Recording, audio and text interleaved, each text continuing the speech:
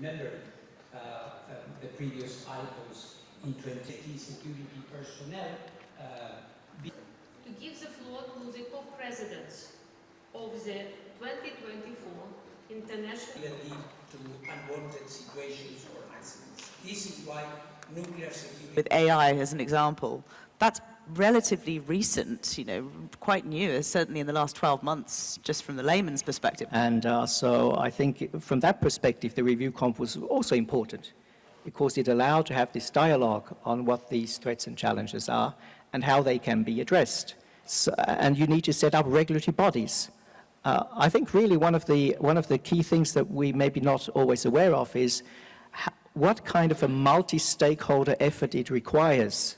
Member states. These are ongoing discussions about threats and even technology and threats and how they go together in terms of insider threats. In fact, I just wanted to say I didn't really go into the services, and I'm not going to go into all of them because I can tell you there are so many services available for you. But I want to highlight just a couple. In the legal office, every year, we are training our member states on legislative drafting. And everybody's talked about the national law and how important it is. So this training is essential. And if you don't know about it, please reach out to the legal office. We're very happy to have you. We're training about 60 plus representatives from our member states every year and have been doing it since 2011. Actually, I would say something beyond the agency. It came to my attention a report issued by Interpol about what they call CBRN and E. And to me, being embedded in the agency for quite a long time, I don't see the same language, but yes, the same threat here or there.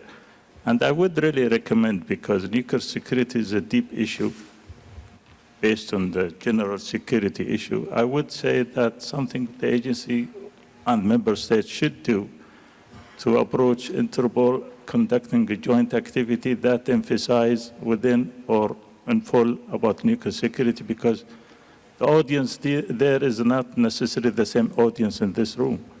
And that would help even at a national level. I know this is purely national, but needs also attention to have horizontal arrangements at a national level. And this is very important. I know there is no, well, let's talk about the document, Safety Fundamentals. It was drafted by IAEA and approved by many, maybe 9 organizations. Do we have a security fundamentals? I know it's within the safety, but something that joined them together to have a standard, a universal standard, not IAEA or other agency or organization standards. So something of this kind needs to be elaborated more. I know there are many activities, but may not be adequate. Benno, to you. But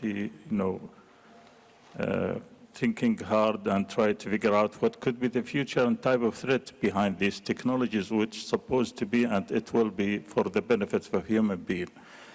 I would say that one of the things that beside setting laws, national laws and international instruments, that we have to think about setting proper national organization set up, because so far that we have what, if I may classify it, classical security issues, which is deep in the history, still there as is, developing a different concept with classical threats. But when it comes to cyber, it's purely digital cyber issue within different entities, different approaches. Then nuclear security is another entity that faces the common understanding nuclear is all about safety.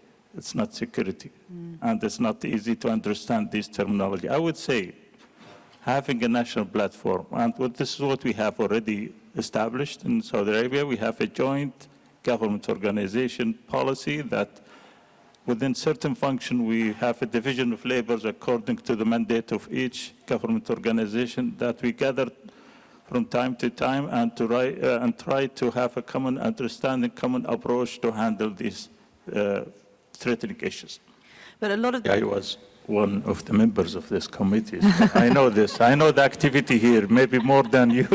But I'm saying that they need to know, not the organization itself. You invited the organization. This is good and been good for quite some time. We need to go to the audience of these organization meetings and to talk about nuclear security in more elaborated way. Host a workshop to invite non-members of joint convention, and this is in the efforts to have universality of this convention. And we could do the same, either in the region or Saudi Arabia or somewhere else, to do it with other security components. What is his most challenging situation to Most reach challenging consensus? situation in reaching a consensus? Well, coming into the conference, we had started negotiations before the conference on the Here in IAEA also, that any cyber attack would also include any physical protection violation. So that means that we need to combine those two for the physical protection and also the cyber security. In the electronic platforms that everybody, government, public, private, wherever, they have the chance to look at it, and we announce for it, we get feedbacks, and when it's necessary, we conduct meetings to make sure. When we set the regulation, we try to do our best that doesn't affect the development and the economy. Of course, security or safety is important. But again, there are other parameters that we have to consider to optimize, tweak the things without hampering the security safety issues, but without also making challenges for economy. And this is the type of dialogue that helps a lot.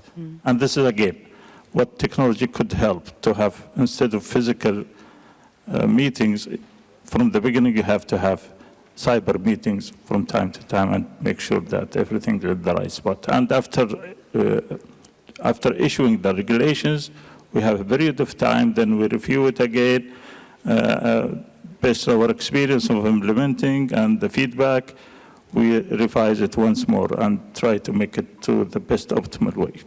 Thank you. Yes, please. How important is this week? David, do you want to go first? Yeah, maybe I'll start, and maybe I'll touch upon one of the questions that was asked at the same time.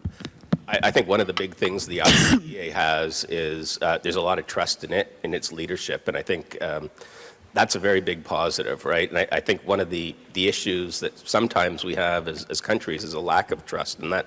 What we find is, as I mentioned, but just to close the loop on that, after the last icons, we had 13 more states parties since the last icons. We had 36 states submit their laws after the last icons. So it has a real impact. Yeah, much more than just adequate.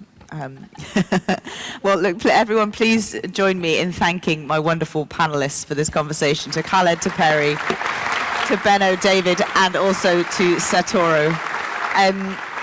Thank you very much indeed. I believe there will be national statements to follow, and then the technical program gets fully underway.